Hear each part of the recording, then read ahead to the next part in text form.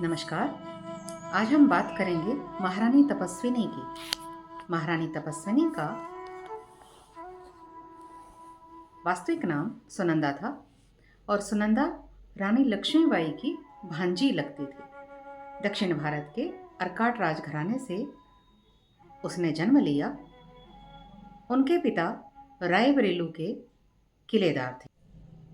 1857 के स्वतंत्रता संग्राम में सुनंदा ने बढ़ चढ़कर भाग लिया। इसी कारण अंग्रेजों ने उसे तिरुचिरापल्ली की जेल में डाल दिया। जब वो जेल से बाहर निकली तो देश का वातावरण बदल चुका था। बाहर निकलकर उन्होंने संस्कृत की पाठशाला और योगाभ्यास करवाना शुरू कर दिया। उनका यह मानना था कि देशभक्ति जगाने के लिए संस्कृत की कक्षाएं और योग एक अच्छा साधन साबित हो सकता है। अंग्रेजों के प्रति उनकी घृणा अभी भी बरकरार थी। वह किसी भी हालत में अंग्रेजों के सामने नहीं रहना चाहती थी, इसीलिए वह नेपाल चली गई। नेपाल अभी भी स्वतंत्र राज्य था। वहाँ के राजघराने में उन्होंने शरण ली। उनकी विद्वता और तपोमय जीवन से सभी प्रभावित हुए और वह वहाँ महारानी तपस्विनी के नाम से जानी जाने लगी। महारानी तपस्विनी ने नेपाल में ही संस्कृत पाठशाला का आरंभ किया।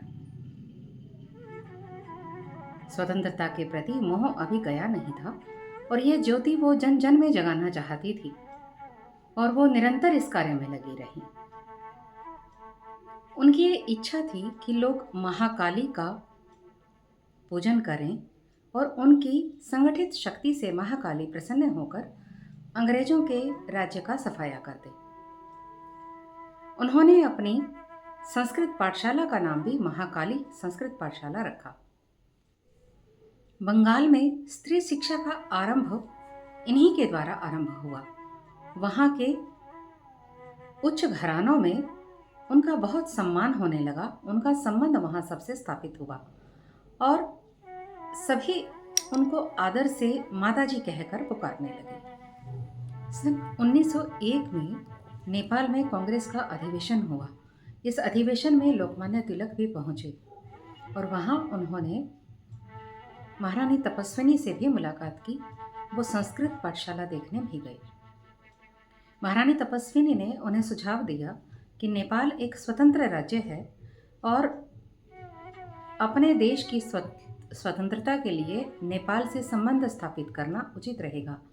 वहाँ नेपाल के द्वारा उन्हें विभिन्न सुविधाएं उपलब्ध हो सकती हैं। कोई भी निर्माण कार्य अगर करना है वह भी नेपाल से हम करवा सकते हैं। ऐसा आश्वासन महारानी तपस्वी ने लोकमान्य तिलक को दिया। तिलक जी को माता जी की योजना बहुत पसंद आई और उन्होंने तुरंत नेपाल जाने की योजना बनाई। लेकिन जब वो जाने के लिए तैयार हुए तो उन्हें पता लगा वहाँ प्लेग फैला है और प्लेग के कारण उन्होंने वहाँ जाने की योजना रद्द कर दी। उन्हें दोबारा पुणे जाना पड़ा। पुणे से उन्होंने जाकर 2 व्यक्तियों को नेपाल जाने के लिए तैयार किया।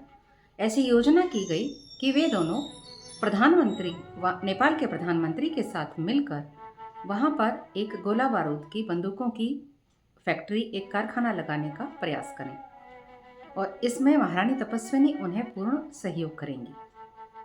नेपाल में उन्हें मंगलोरी टाइल्स बनाने की अनुमति मिल गई और उसके लिए साधन भी उन्हें यूरोप से लाने की अनुमति मिल गई। इसका परमिट भी उन्हें मिल गया और उन्होंने इसकी पूर्ण तैयारी की।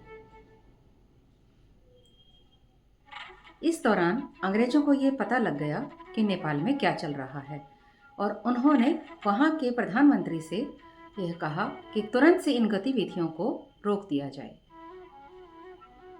इतना होने पर जो 2 व्यक्ति वहाँ भेजे गए थे वो भी तितर बितर हो गए और महारानी तपस्विनी को भी वो स्थान छोड़ना पड़ा। इसके कुछ समय बाद 1907 में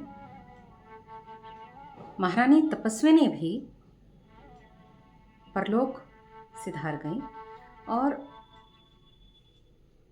जब तक वो जिंदा रही तब तक उन्होंने अंग्रेजों के विरुद्ध कुछ न कुछ करते रहने में अपना समय बिताया। अगर वो जीवित होती तो शायद वह कारखाना शुरू हो पाता और वहाँ बंदूकें, गोला बारूद आदि वो उपलब्ध करवा पाती और कहीं ना कहीं क्रांतिकारियों की मदद कर पाती। स्वतंत्रता के 50 वर्ष के पश्चात वह पुण्य आत्मा अपनी मौसी लक्ष्मीबाई से मिली होंगी।